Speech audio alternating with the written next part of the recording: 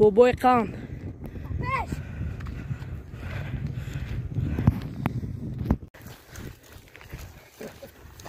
آدم شوخی هرچی من با تو کردم با روی الله کردم در روی الله کردم از تو جدایی مشکل مرا بابا پرواز کرد پرواز کردم پرواز کردم خوب همه مقابل ما زیاده ای دو ماه زیادتر در همین خونه ما در زیر تربیه من این یک پوش نیست یک پوش نیست من نشون دادم یک پوش نیست خب حاضر وای پوش ساعت شده گرد اما ایزونو شکستگی بود نبود پوش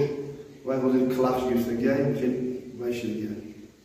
رنگ کفی پوی کل شده گرد پنجه نبود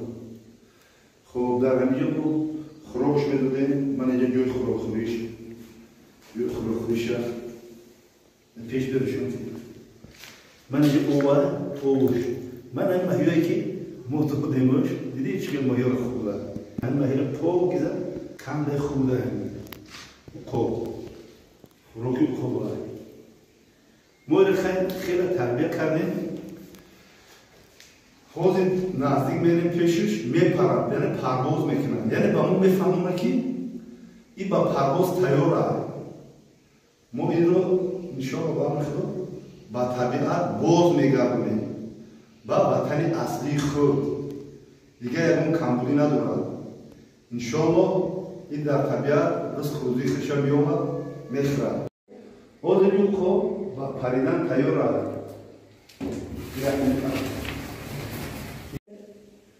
انا انشاءالله این رو حاضر ما برده با طبیعت باز میگردونیم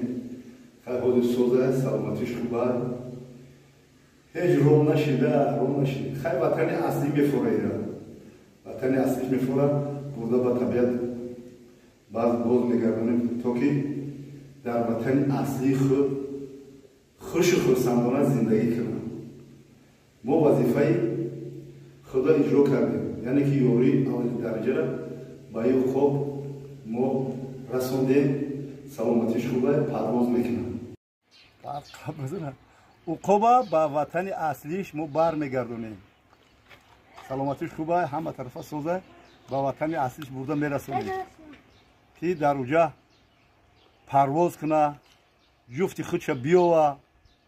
شوجه بروره و طبیعت زیبای تاجیکستان باز هم بسیارتر پرواز کنه و مردم تماشا کنه که طبیعت زیبای تاجیکستان چقدر خوبها دارد چقدر پرنده های نادر دارد سیاحا بیاد تماشا کنه این جاش فقط کوههای بلند است جاش خانه ها نیست اینا در قفس باید ما نگیریم بابای قان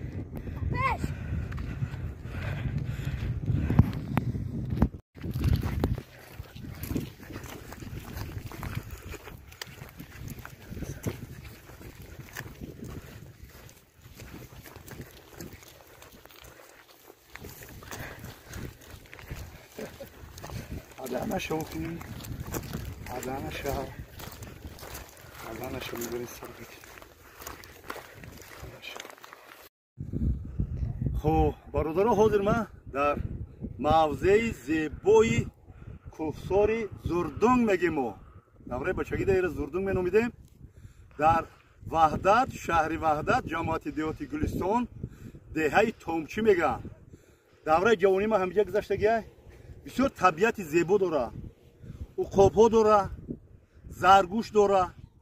جایره داره کالتاکالوس داره کاوگ داره اگر سایت ما را اگر اینترسوات کنه در سایت ما بهارده دو تا یک تا نرکاوگ یک تا مودکاوگ آورده سر داده بودم در این طبیعت و امروز میخوام من عقابی که یک پا داره من یک پا داره همین بیارم در همین طبیعت زیبای خودمان و طبیعت بازگردانم درباره این بسیار ما ویدیو کرده گیم زیاده ای دو ماه زیاد شد ما قطعی خیلی خوراک داده استیم یوری اولین درجه را به این رسونده استیم خب پشت ساز شده فقط پنجول نداره دیگه سازه. خب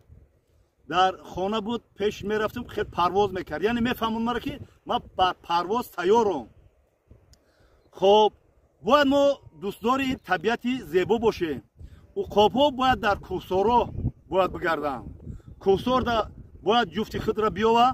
لانه کنه تخم گذاره و نسلش زیاد کنه. طبیعت زیبای ما را تاجیکستان زیبای ما را از روی طبیعتش از روی کوهساراش از روی مثل یک تاجیکستانی بیشتر آسان میشناسن و باز طبیعت همین پرنده های نادر باز زیباتر میکنن که بسیار خارجی ها بسیار توریست ها میبینن طبیعت ما رو زیبا میکنن و ما باید هر یک کدومون حصه گذار باشیم که یگام پرنده یگام جانور مثال وای نباشه زیر خطر نباشه. برای همین امروز وظیفه جانی خودم بود که من به این معالجه کنم و ایره به طبیعت سر بتم و از این جماعتی دیهاتی گلستان از این مردمی سربلندی دهه تونگچی دهه قرسو دهه حسن‌آباد دهه قلعه گلستان که مثال پودهشون اینجا میارن میچرونن مبادا اگر همین عقاب بینن که در همین عقاب یگام حالت ناگوار مثال خودش در اینجا آزاد چیز نمیکنه به من خبر تید من ایره آورده باز گرفته با دیگه جو یعنی بازوپار بودم بازوپار میسپرم. برای همین جدایی از این جانور زیبا خیلی مشکله. خب من با این آخرین سخن میگم آخرین سخنام میگم که هرچی من با تو کردم با روی الله کردم در روی الله کردم از تو جدایی مشکله مرا خدا خواست ترحم کرد در دل من رحم و شفقت داشت مطرح مثال معالجه کردم امروز به وطن اصلی خود مطرح باز میکردم. اگر یکم خطاگی یکم مبادا گوش نموده باشی تش نموده باشی من هزارو بار بخشش میکنم برای که من از دل نیت پاک از رو مهر محبت نسبت به این پرنده من کار کردم. ببخش من رو اگر یکم خطاگی نسبت شما کرده باشم میخوام که به وطن اصلیت برگردی. خدا نگهبانت.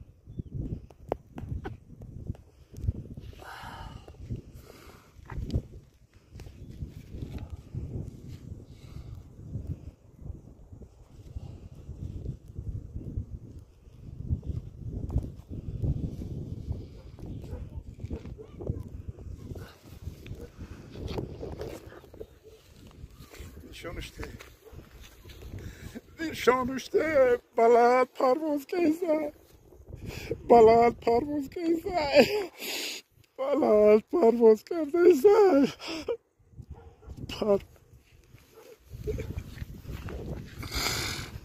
بلند پرواز کرد پرواز کیسه پرواز کیسه خوب یا الله با دلم تو آگاه هستی یا الله با دلم تو آگاه هستی. من یک غمخواری نسبت این پرنده کرده بودم شنا هم بلند پرواز کرد شنا هم بلند پرواز کرد الله پاک با دلم آگاه هستی.